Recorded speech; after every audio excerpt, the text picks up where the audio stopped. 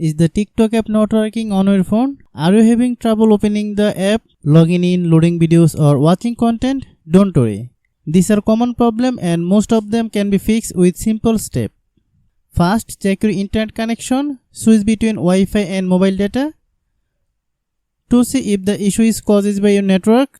A slow or unstable connection can prevent TikTok from loading properly. Next, make sure TikTok is not experiencing a server outage. If the server is temporarily down, you will need to wait until it's restored. If the server are working, update TikTok app from Play Store and Apple App Store.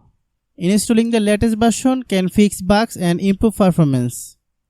You should also restart your phone to clear temporary system issue. On Android, you can clear TikTok app cache. Long press TikTok app. Then click App Info. Then click Storage Use. And click Clear Cache.